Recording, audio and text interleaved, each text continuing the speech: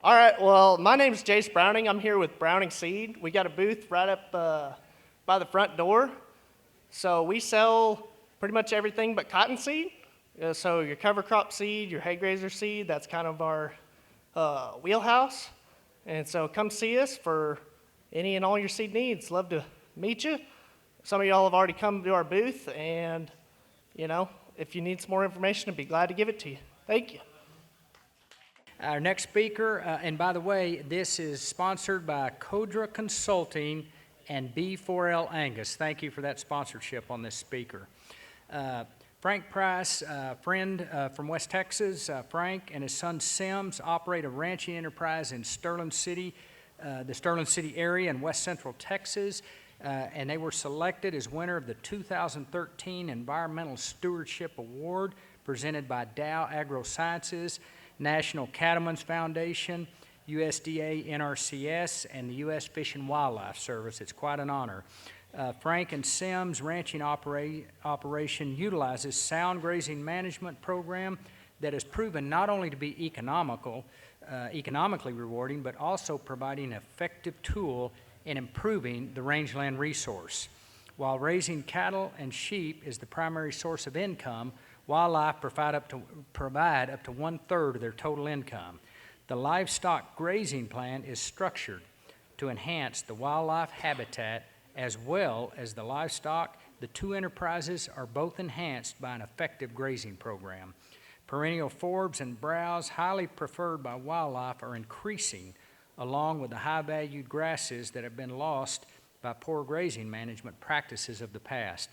Frank has testified before the House Ag Committee in Washington, D.C., discussing the value of voluntary conservation and has made numerous presentations across the nation telling his story of how properly applied grazing management is the key to restoring our rangelands to those conditions witnessed by the first Europeans to explore the Americas.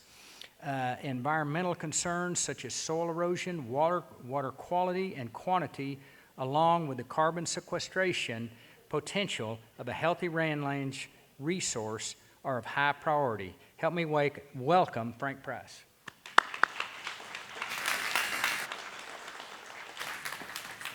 All right, sir.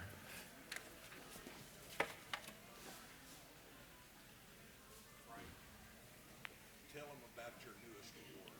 My newest, I'm not into that very well, but okay, you brought it up. We'll do that. In February, I believe it was, the National Society of Range Management bestowed on me the W.R.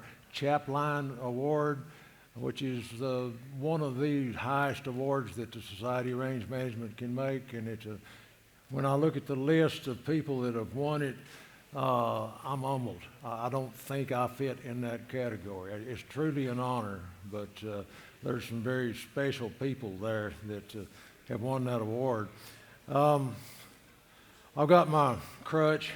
I'm not a professional, but we'll work through this as best we can.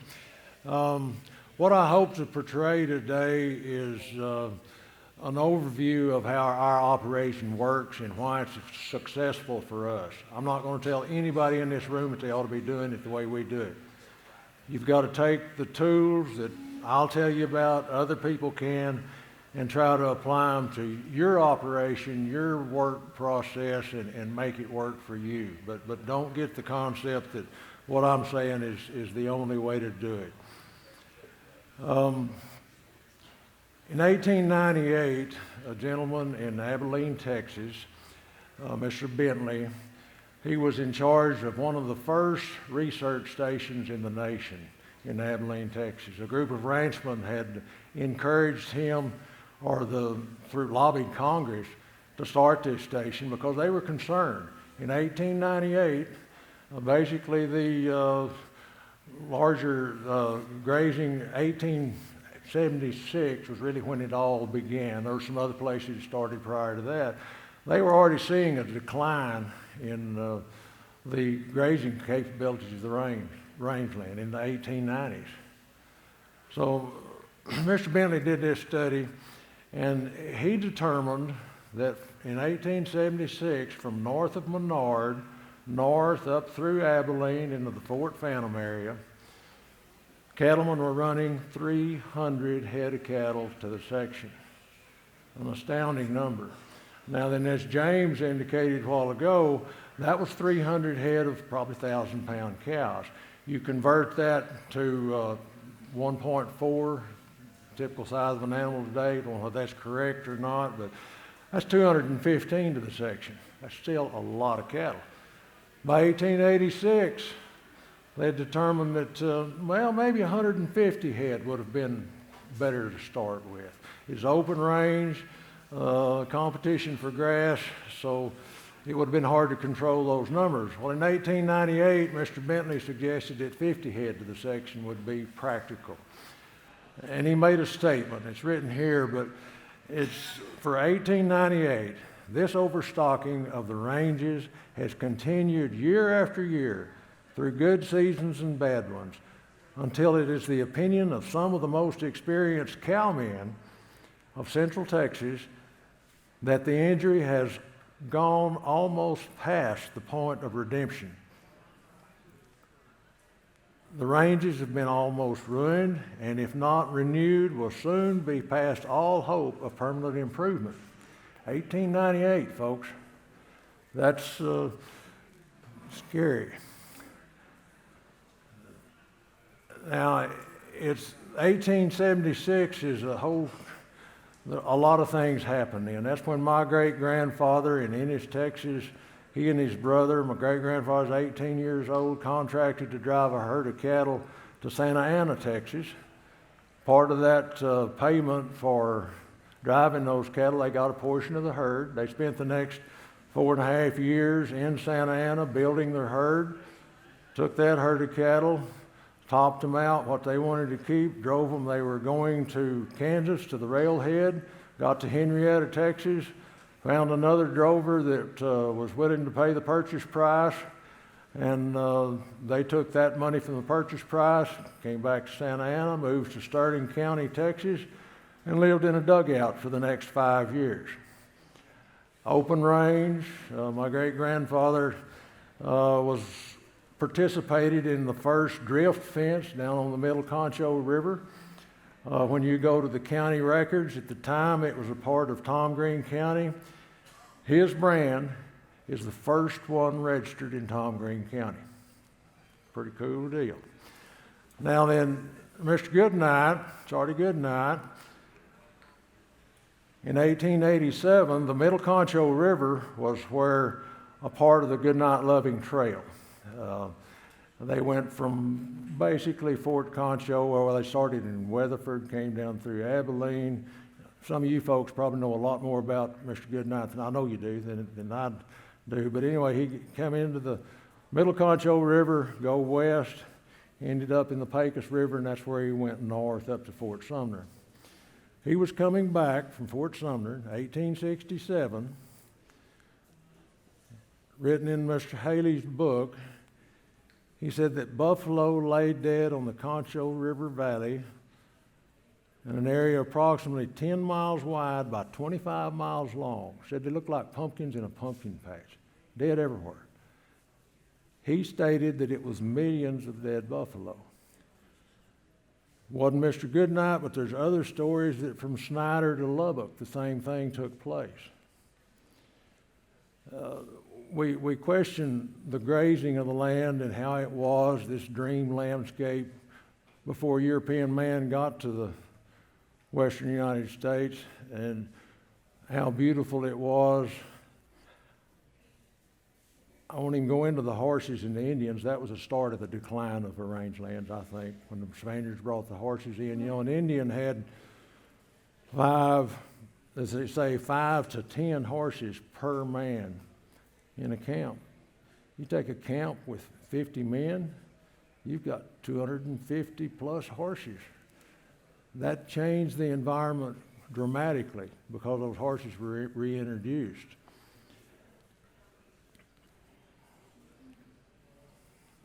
Now, I took for Sterling County a little bit west of where Mr. Bennett's 300 head of the section was, and from records, I made the assumption of 150 animal units per section in 1876. Records from my great-grandfather in 1910, he was running 64 animal units to the section. 1965, I was a freshman in high school. My ag teacher taught 32 animal units to the section was all we could handle. 2015, that was after the 2011 drought, 3-4 years afterwards, the NRCS did a study in Sterling County, and they determined that 10 animal units per section was what the normal ranch in Sterling County could handle. Look at that graph. It's a straight line. We're going downhill. Have we been good for the rangeland? We have failed, folks. We're still proving it. We've got to recognize that something is wrong. Now, thanks to James, and I really appreciate his story talking about sustainability. I struggle with the word. It's abused. Everything is sustainable these days. I don't know, but sustainable rangelands, I can defend that. Grasslands that when utilized for a specific goal or purpose, I'm talking the ranching industry, are consistently improving and at a minimum showing equal health and vigor after timely recovery from that use. Keep that word recovery in mind. What happened to these rangelands? Why are we going downhill? This picture of the black and white picture taken in, I'm making the assumption of in the 40s, just from the dress of that man, taken in New Mexico. Look at the erosion that's taking place. Man sitting in a clump of grass, I'm assuming it's switchgrass, maybe big blue stem, don't think it's Indian grass. What in the world happened? One banker made a statement to me. We were talking about the decline of the rangelands and early grazing. He said, yeah, and then it quit raining.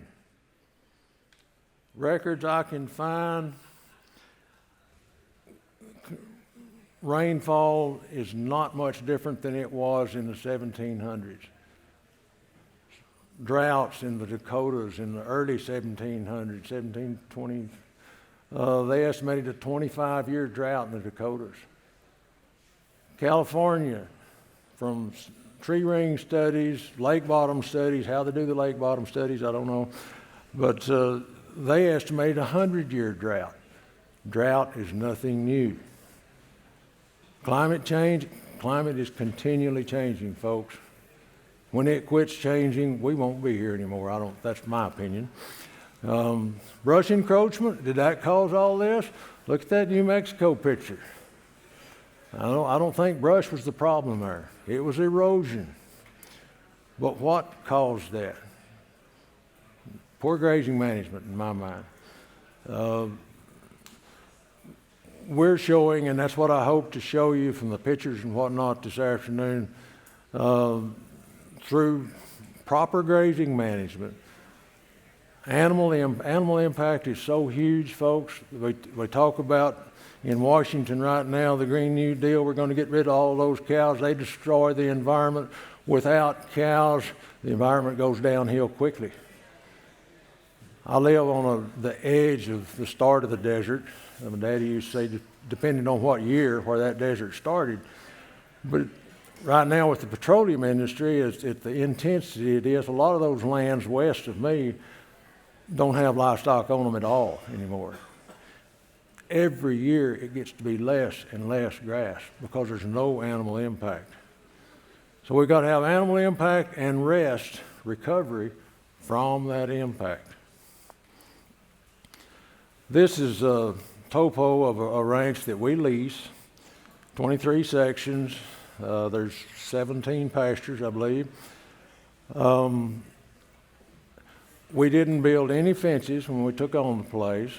Just took what was there. It was 2 ranches that were put together by the man that owns it. Thus, you have a few more pastures than normal. We took and we developed the water. You can take a place like this, it's traditional grazing, continuous light grazing, and you got a pasture that the water will handle 25, 30 cows. You put 300 in there, you got a whole new story.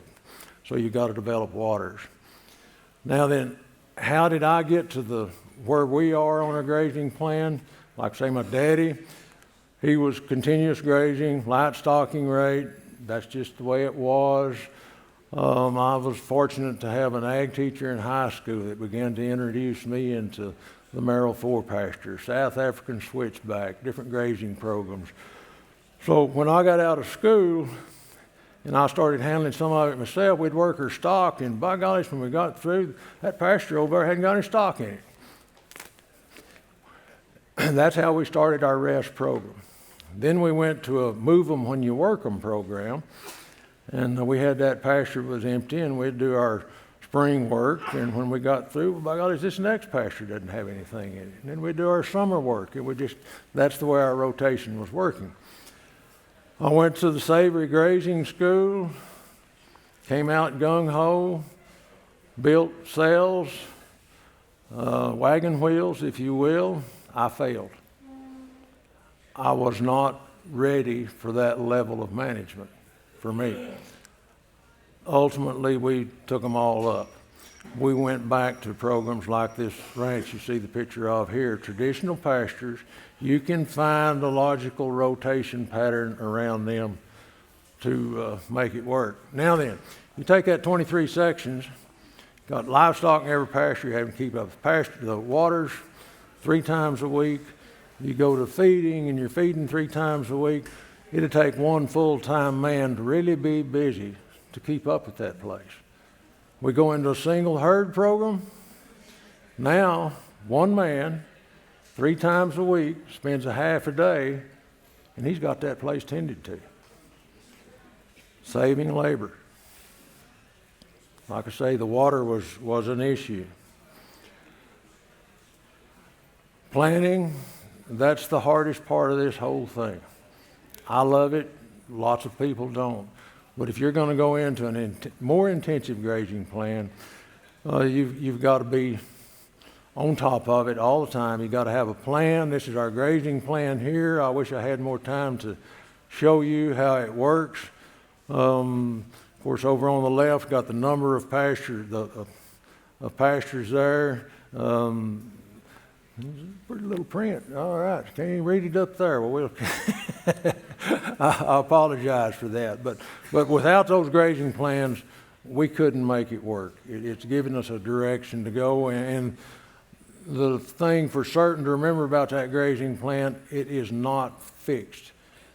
I may make the plan next week. I may see where I've made a mistake. Conditions have changed. Market conditions have changed. And change the plan. That's okay. You've got to be flexible. This picture of a place, 4 pastures, rest. If all you got is 4 pastures, figure out a way. When you're in a registered business, it's really hard to do, but where you can combine all your herds and have one herd. And you can take these 4 pastures with one herd in a pasture, 3 of them are vacant at any given time, and you can make progress. Start somewhere. Learn how to work with it, but always work with rest. Interesting picture here of the Indian grass growing when I was before we started this more intensive grazing. I thought that Indian grass, Big Blue, only grew down in the bottom country. Didn't know what I was thinking. In Charlie Goodnight's, Haley's book about him, he talks about riding into the Paladero Canyon. The tall grasses were on the ridges and the sides. Down in the flat was the short grass country, back when he first came in. So my concept was all wrong. I didn't really believe that in Sterling County those grasses ever existed. By God, they did. They just went to showing up. You've got to understand how the plants respond to grazing and rest. Not a good quality picture. The picture on the left, there's a little green spot there. Around the outside is some KR blue stem. We'll talk about it in a little more detail in a minute.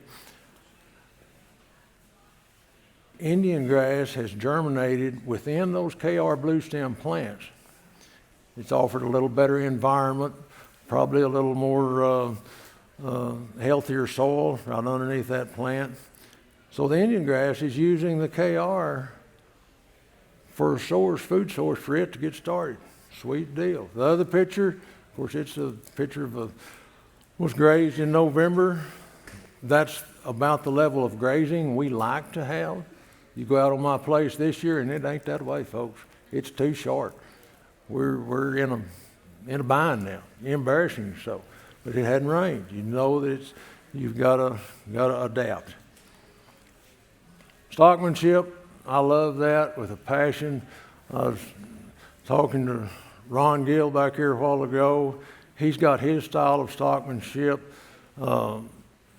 We've got ours. There's natural stockman and there's some that it's got to be taught to.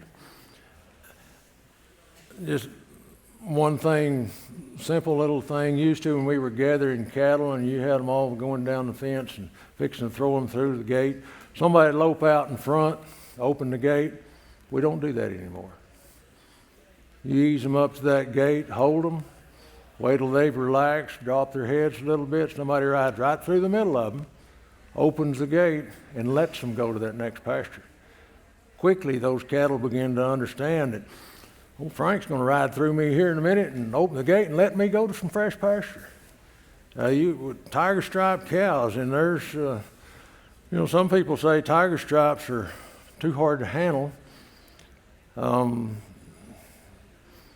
They're just smarter than a whole lot of cowboys. I don't want to hurt anybody's feelings.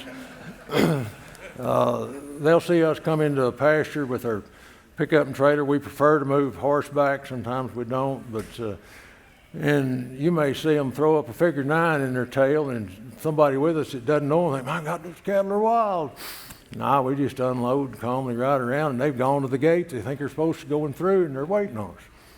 If we're not going through that, we've got to bump them and move them on to the next one. They kind of, well, okay, we'll go to it. So working cattle, it's just like people.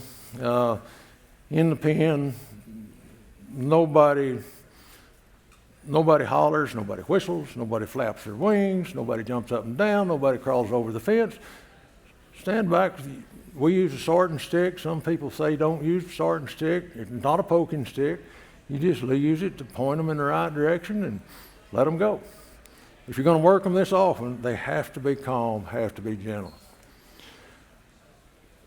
Over time, we have reached the point that we do not feed mature cattle. No hay, no cake, no tubs, no blocks. Mineral program, yes. Some folks say, how in the world do you get away with that? Climate's got a lot to do with it. Our area, we don't have really severe winters a lot of time. We had a little spell this year that it got kind of cold on us.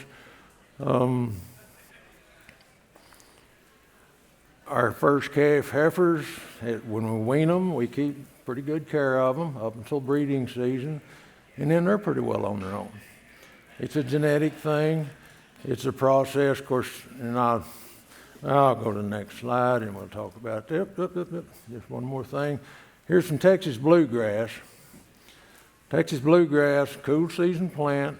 When you read the book on it, it generally grows in low-lying areas close to a readily available water source.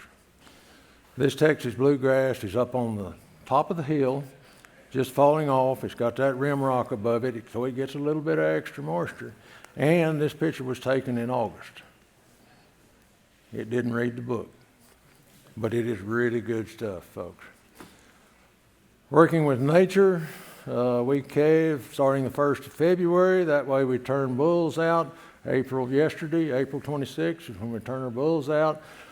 Normally we have our spring green up there, increase in nutrition level raises with that flush of green growth. Hopefully we get it.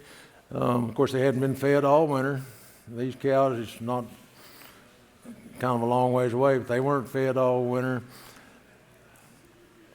I strongly believe, I'm not a good enough stockman to buy a bunch of cattle, bred cows, and move them on to my country and expect them to perform well for 3 or 4 years. They've got to learn the country, our way of working them. I would much rather raise my replacements and work through that way. Some people can pull it off, but I'm not that smart. Okay, we're talking about KR blue stem. It's defined as a invasive species by a lot of people.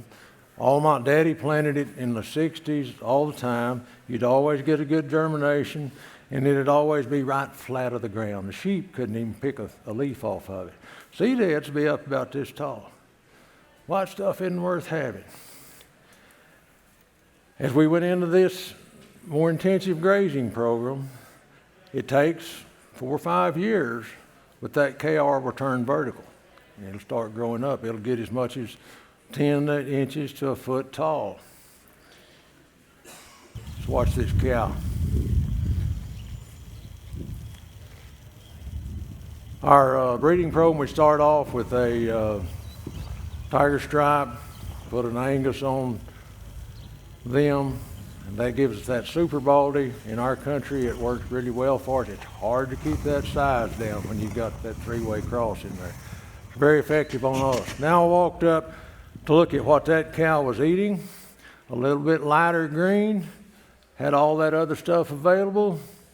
She went after the KR blue stem.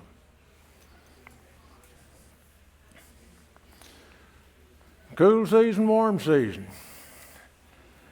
Had a group of NRCS trainees out pre-COVID.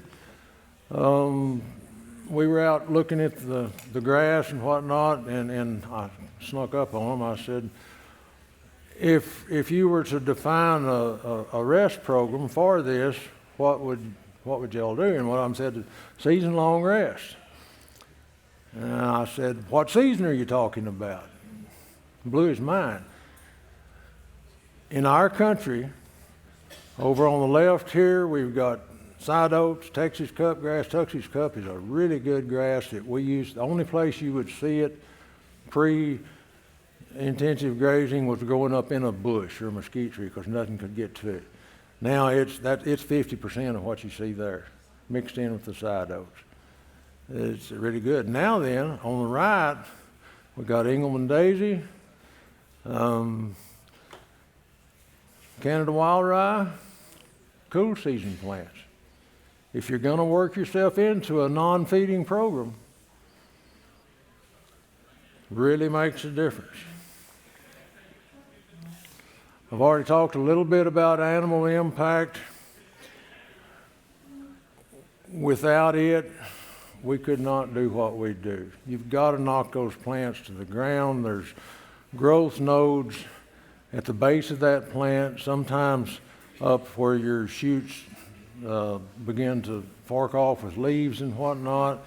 If you don't graze them in the morning, I'll show you some pictures of some old Marvin plants that have just gotten old from lack of use. They will finally die on you. So they need that animal impact to keep the land viable and healthy.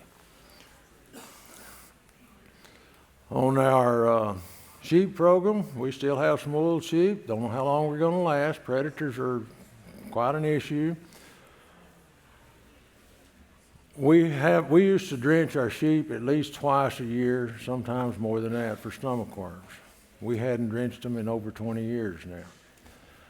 We've, I think, broken the life cycle of those worms.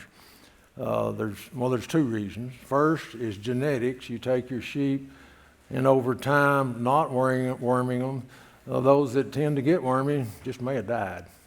Oh well, that's a crude way of looking at it. I'm sorry, but and also that I don't know if you know about the life cycle of a worm. It's 21 days. That sheep will poop those eggs out onto the ground. The worms hatch. They climb up what the sheep are grazing. Or cattle, same difference. Sheep or cow comes along, bites it off. They bite off those worms, starts the cycle all over again.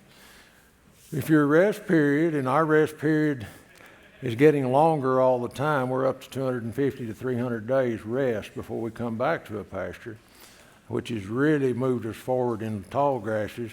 We've broken that life cycle of the worms. All right, got less labor. We talked about that a while ago. No feed, less fuel, and equipment to put that feed out. My son and I, Sims, we formed a partnership in 2011. The partnership started January 1st. Not a good timing because it was a really dry 2011.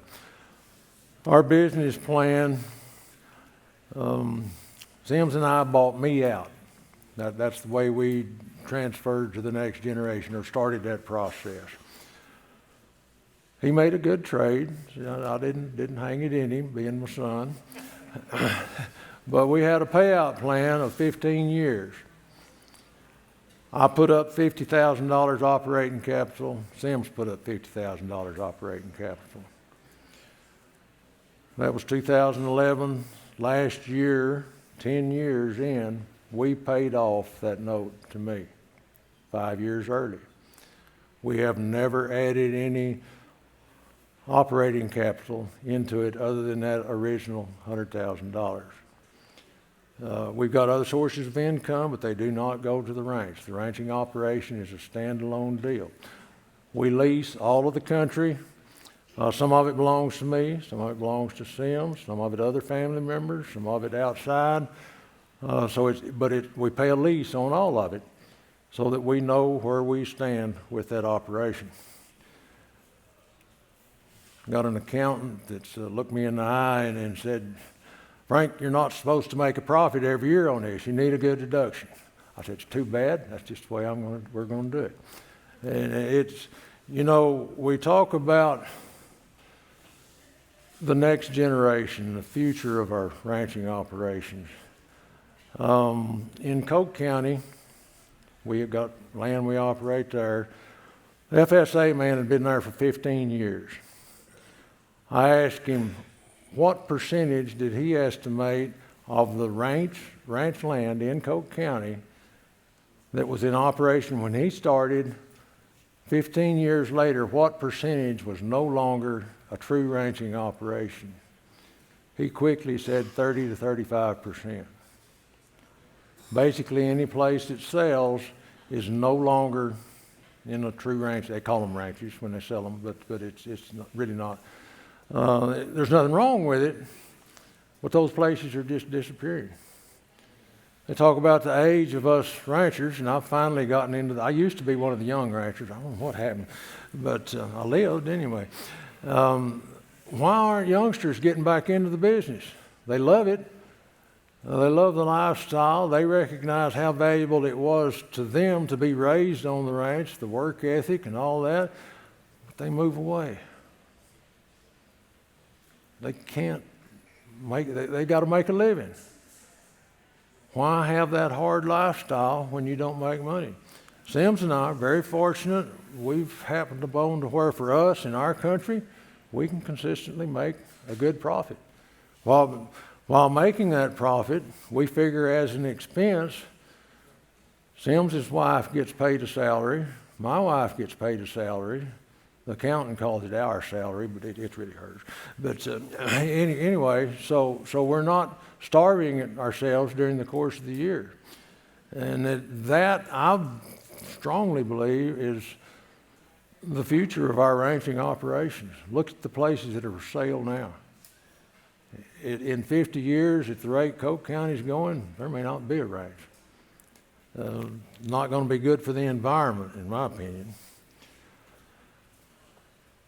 All right, these two pictures were taken in June of 2019. My first weather-related event that I remember, I was a drought baby, 50s drought. I was outside playing. I don't know how old I was. I was by myself, little feller. I looked up, and from the northwest, here comes this rolling red cloud, because it's coming off the plains. I turned and ran for the house, scared to death. As far as I was concerned, it was pitch black dark in the middle of the afternoon before I got to the house.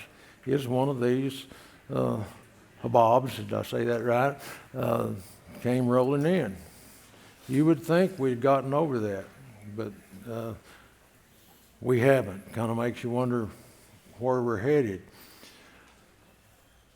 Drought management on our operation is probably one of the more exciting things we do, provided it finally rains.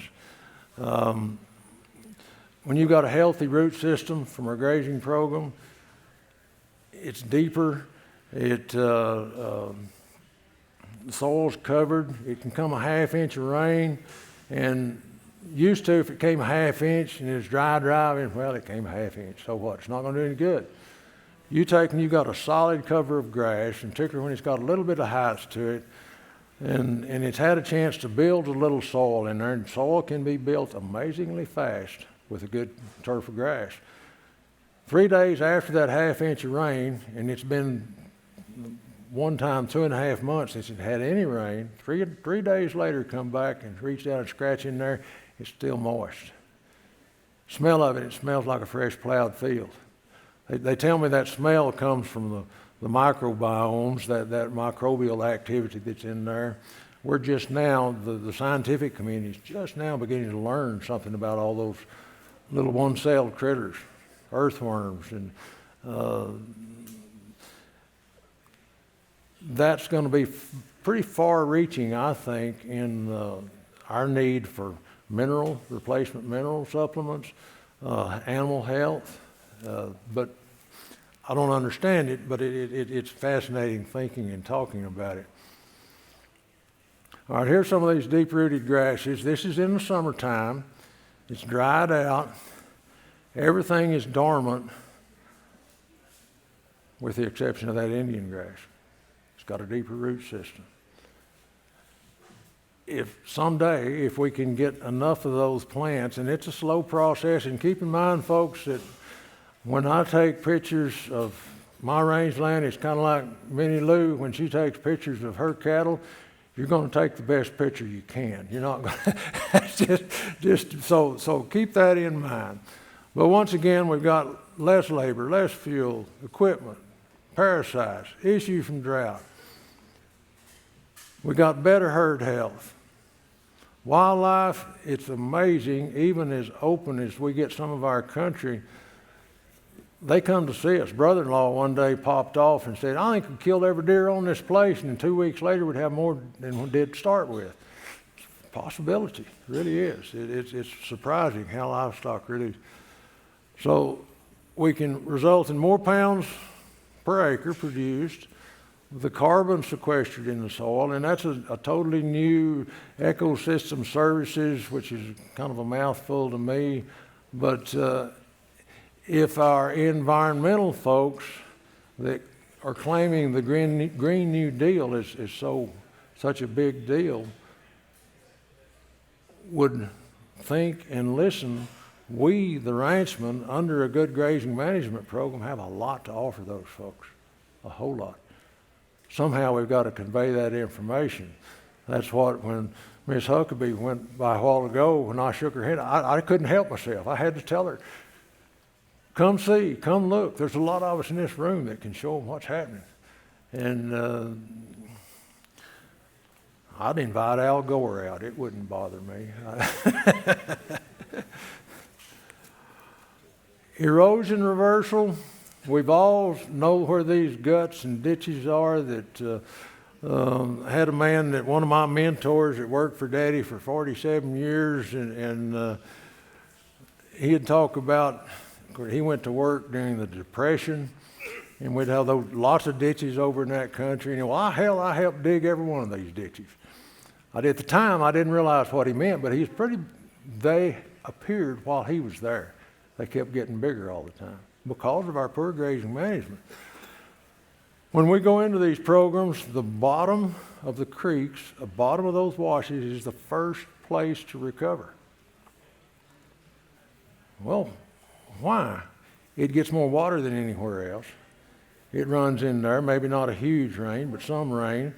And without livestock there to bite off everything that comes up, you begin to get a turf established there. Then it comes another rain and it washes some, and you've built up with probably more fertile soil because it captured that. We've got one place, 2 miles of Lacey Creek. When I started with it, you could ride across it in 5 or 6 places if you knew where they were. Could drive across it in one. 20 years, a little over 20 years later, you can ride across it anywhere you want to, simply because of this grazing management. All right, riparian areas. In our CS, EQIP programs, they go into a lot of trouble and expense of fencing those areas off. This area right here, folks, is not fenced off. When cattle come through here on the grazing program, they've got access to that really kind of neat riparian area anytime they want for the time period they're in there, and then they move out. It's working well for us.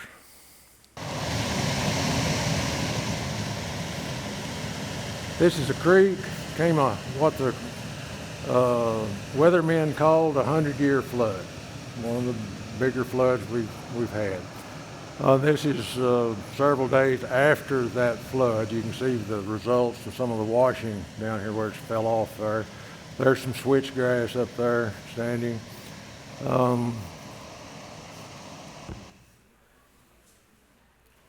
Pretty neat. That creek has remained running, I guess, for the last 18 months.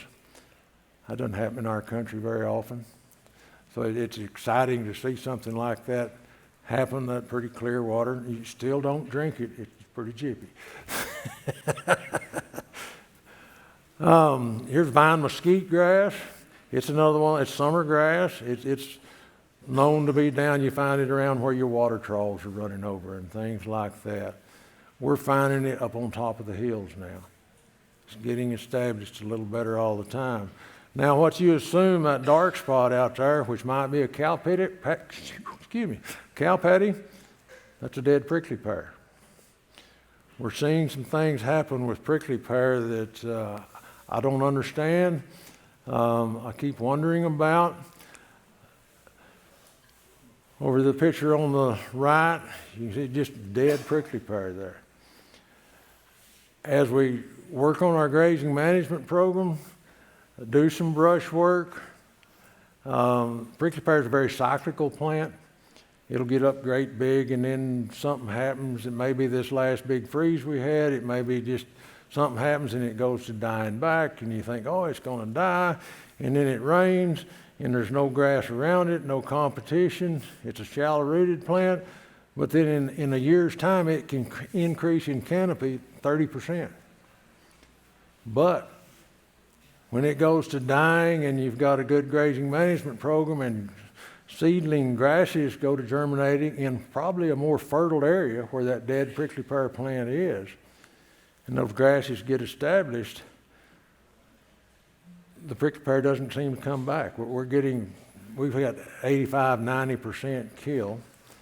And like that right-hand picture, you take somebody out there and they say, boy, you did a good job spraying that. No chemical, none at all.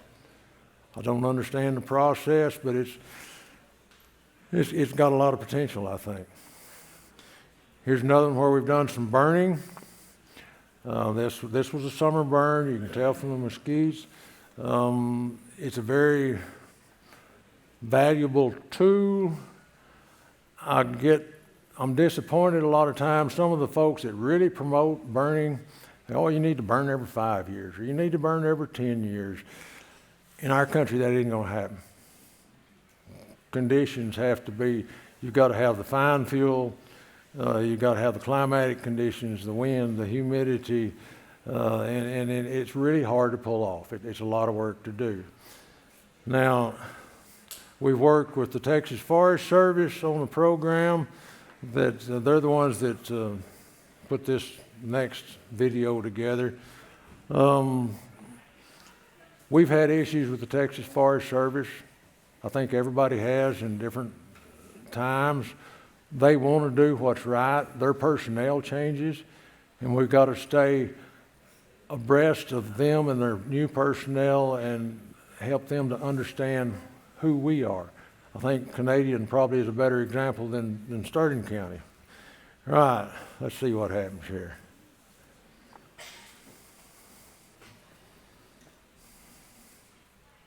We're going to be looking at a video of a pasture that we cleared some 500-foot strips on the north side of the pasture and on the east side of the pasture. The prevailing wind in the area is from the south to the southwest.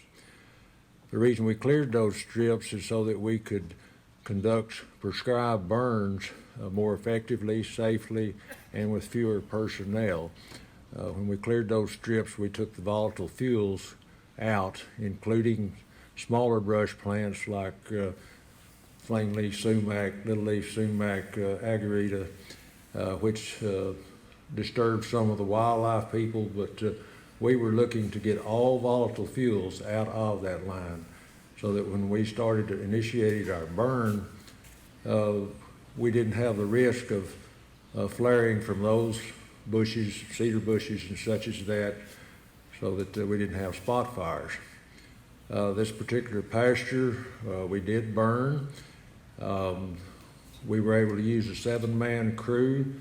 Had 2 men go west from the northeast corner with drip torches and 2 go south with the fire suppression unit with both fire crews, and the 7th man was a roamer. He checked back and forth to carry fuel and such as that and check for spot fires. We initiated that burn at 10 o'clock in the morning, lighting our black lines. We had a bladed line against the fence and on the inside of that 500-foot path. By 12:30, we had completed those back lines. We had a short lunch and then initiated our head fire. And by 2 o'clock that day, we were through with that basically 1,000-acre pasture, black lines and head fire. Very effective, very safe, and we were very pleased with what we did. Now, at this point in time, we're looking at wildfire mitigation to give the opportunity, if a wildfire is approaching a pasture like this, with the assistance of volunteer fire departments, Texas Forest Service, without those volatile fuels, you could quickly, even if you didn't have heavy equipment to blade a line, lay a wet line and burn off of that, starting backfires relatively safely, and maybe stop a wildfire. From a landowner's perspective, if he's in a good grazing management program, and from this video you can see there's really good grass cover, fine fuel if you want to call it that. Doing this, he hasn't destroyed the wildlife productivity at all. He's still got heavy brush. The hunters find that in this wide cleared strip, the deer prefer to graze in those areas. Hunting pressure has to be limited. You can't crowd the deer out because they will go to the heavy brush. But it's very effective in that perspective. From a ranching perspective, the cattle really like those areas. The grass productivity, it's easier to find them, easier to gather the pasture.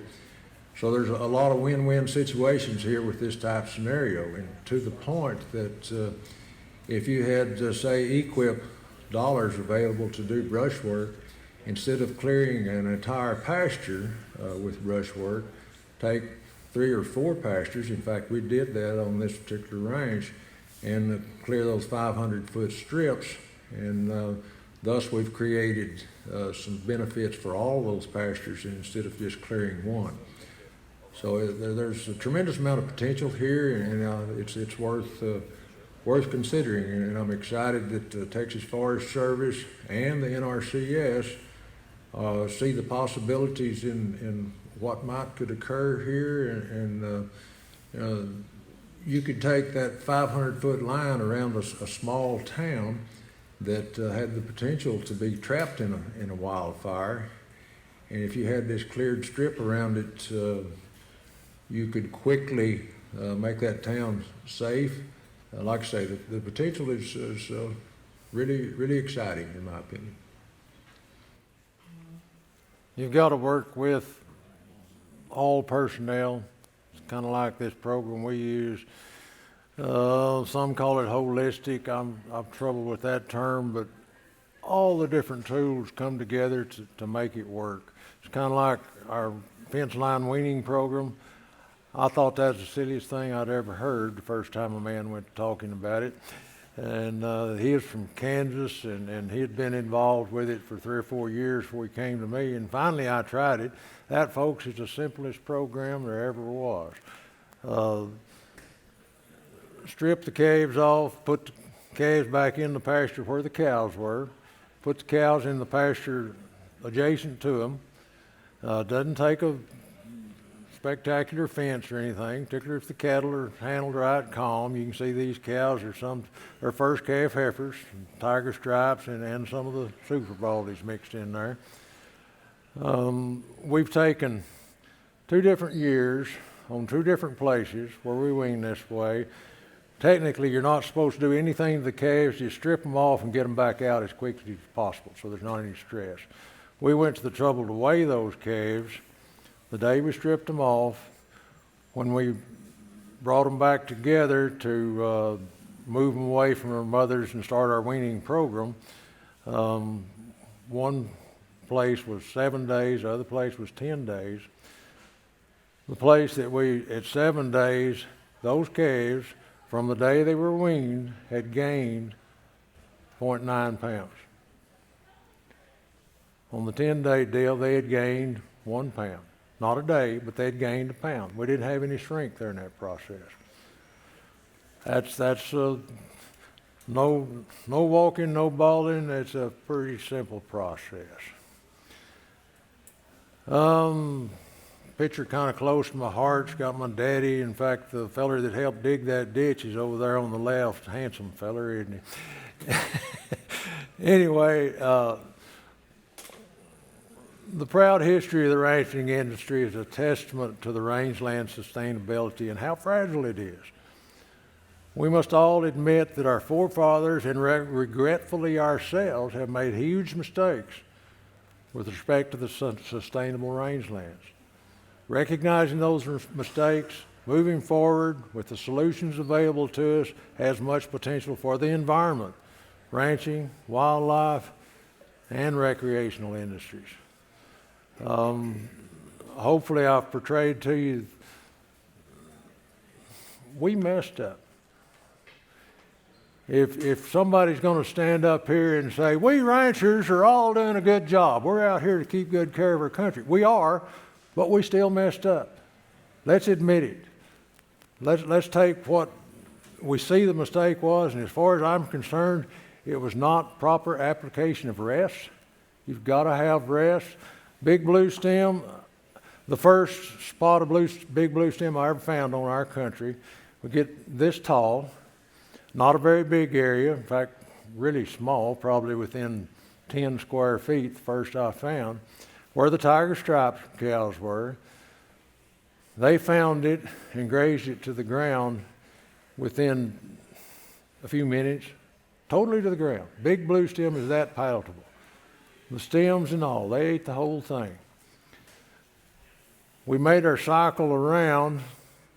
When we came back to that pasture, I can't swear it was the same cows, but when we let them in, they headed straight for that spot, about 3/8 of a mile from the gate, and grazed those plants off. They remembered it being there. Now you take a plant that's that palatable, when it puts on that much growth, and that cow knows it's there, she's going to be standing there waiting on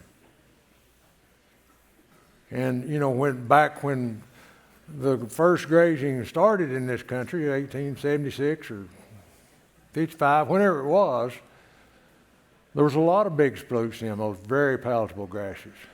So it lasted a lot longer. But when you're to the point that we are now, and very limited amounts of those really palatable grasses, if you leave one cow in there, that plant hasn't got a chance. You've got to rest it. You've got to get them off of it. I appreciate y'all's patience, and have we got time for a question or two? One, two, yeah. Question? Yes, sir. When you weaned them calves, did you look at the sign? Look at the sign. Yeah, How do you mean? that's the almanac. No, I'm sorry, I'm not an almanac man. If it's time to work them, it's time to work them. I knew a guy one time that if buzzards were sitting on the fence when you drove up to work, no, we're not going to work them today, the sign's wrong. Run the buzzards off and go to work. So Frank, you talked about not caking your cows. Have you guys scored your cows going into like the winter for body condition and then scored them coming out in order to know how they did winter? And can you talk about that just a second? Well, yes, the cows this year, coming into weaning, we weaned them month 30 because it was dry last year. We didn't grow any summer grass at all. So we weaned them month 30, we knew we were going to precondition the calves because marketing the cattle without being preconditioned is, you just lose too many dollars. We made the assumption that we'll wean the calves in month 30. Those calves aren't going to eat any more weaned off their mother than they are on their mother. So that was the premise we took. The cows were relatively thin. And I say they were a body condition 5, which some people don't consider thin. We do. We preg checked those cows, and if they weren't going to calve early, they were gone. Of course, if they were open, they were gone. We toothed them. Usually on toothing our cows, we're going to keep them around as long as we can. Mainly because we're generally trying to build numbers. And that cow that's, if you don't keep cows that hold their teeth longer, you're genetically going to start breeding a cow that's just not going to last as long, in my opinion. So that's a reason for doing that. In September, we got some really good rains. Calf preconditioning program worked like a charm because of those rains. The cows increased in condition. Starting calving in February, they were a 6 plus, probably 6.5, according to, and those scoring systems, that's in the eye of the beholder as far as I'm concerned. It's not not a fixed size. But then, no, that's tomorrow. I've got a picture of some cows that you can get a feel for what they look like right now. And they're still 5.5, something like that. Now, when we went to that, our country, for whatever reason, most ranchers in the Sterling County area expect a 93 to 95% breed up. That's a lot higher than a lot of other people are. Don't really understand the process. But when we went to the no feeding program, didn't affect our breed ups at all. Weaning weights didn't affect it at all. I've always said I'm not a very good feeder. I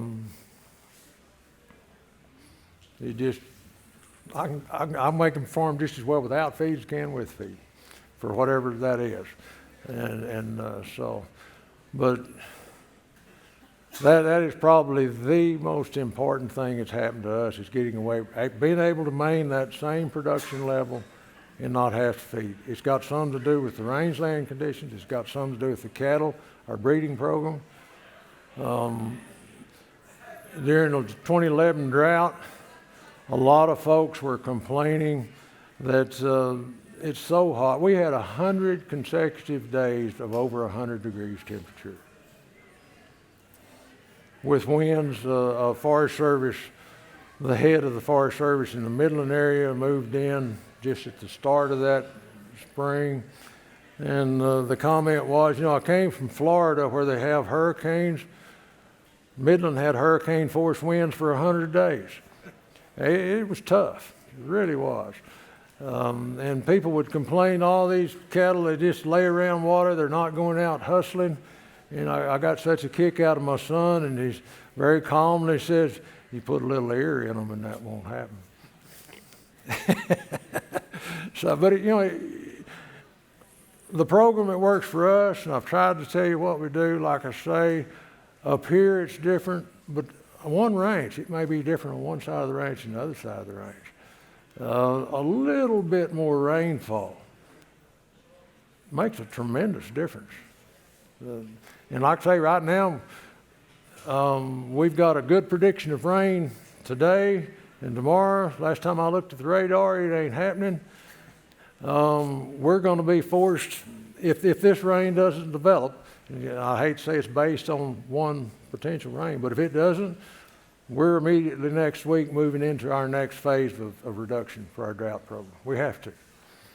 Otherwise, we could survive the summer, but if it hasn't rained by the end of the summer, we're done. We're toast.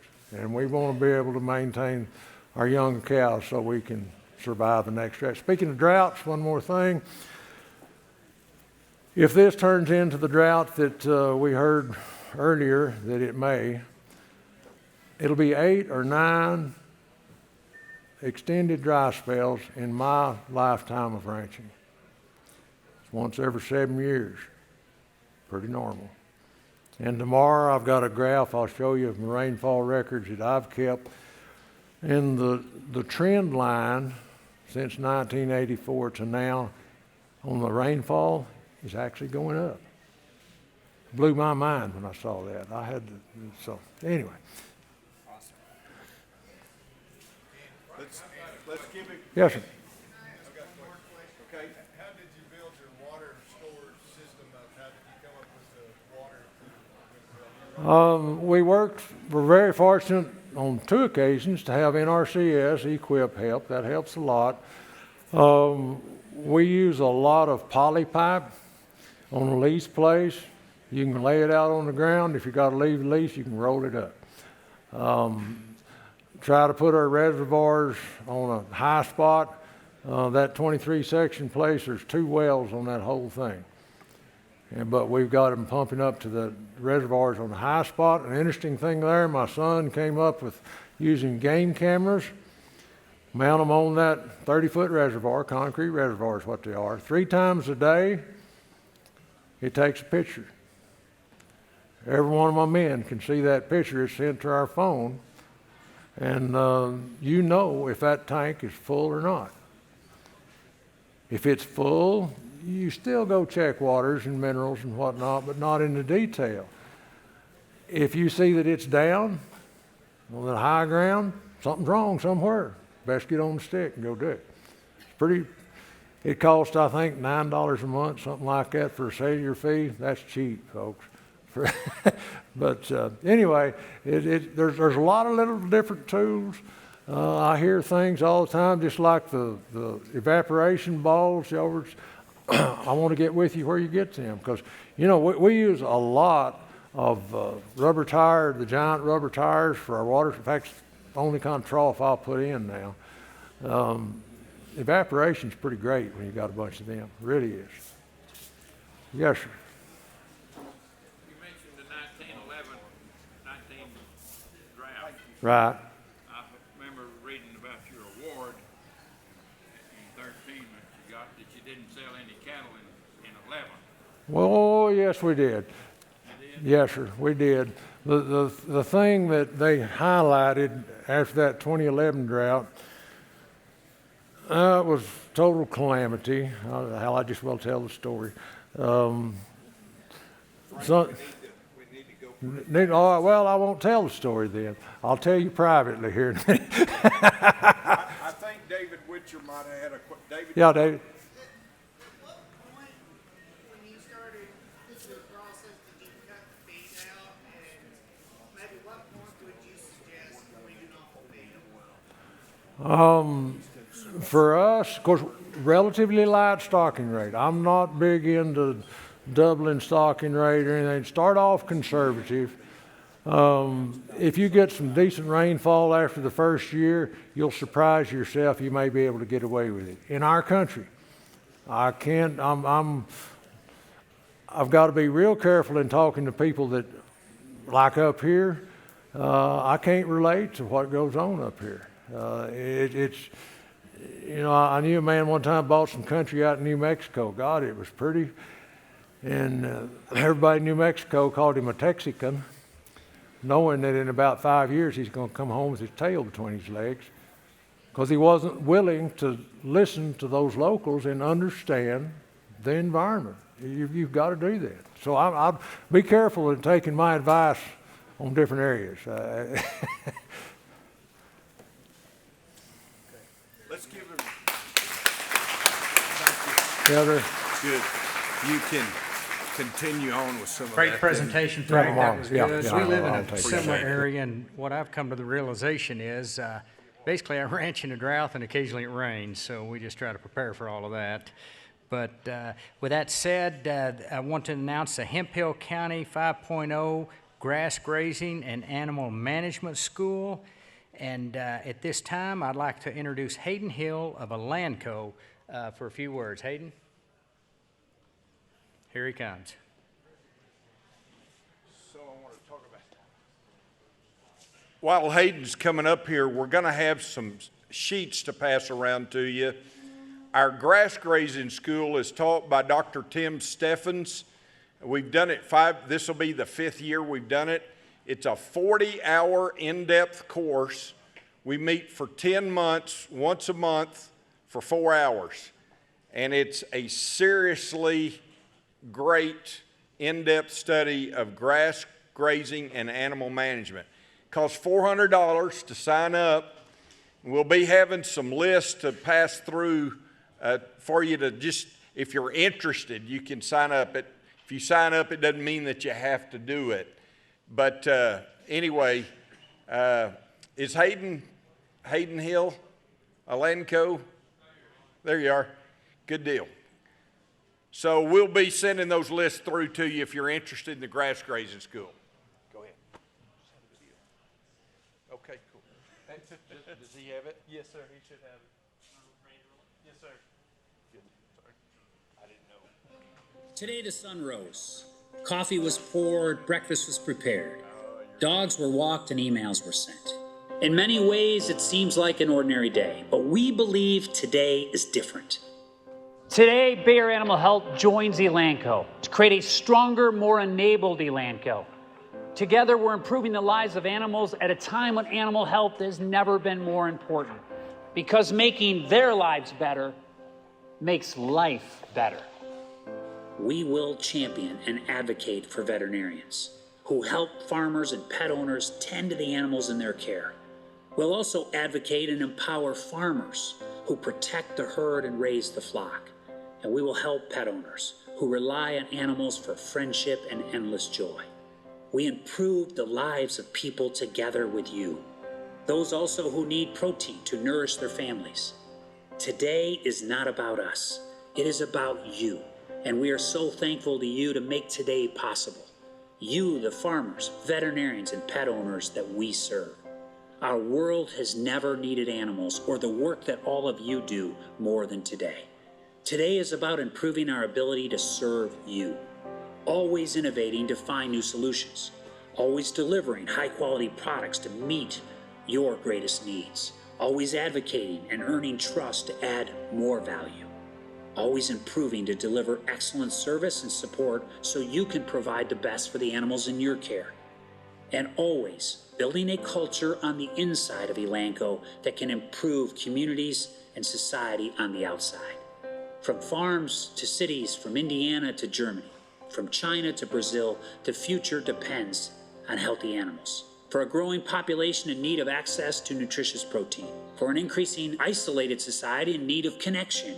And yes, for a planet with shrinking resources in need of sustainable solutions. Animals are the key to solving some of today's biggest challenges. That's why we're committed to a healthy purpose. Today is about making lives better. For farmers, for veterinarians, for pet owners, for people everywhere. Today is about keeping healthy, sustainable protein in the center of the dinner table. And healthy, active pets, yes, in the center of families. Together, we have the unprecedented potential with you to improve animal health and the lives of billions.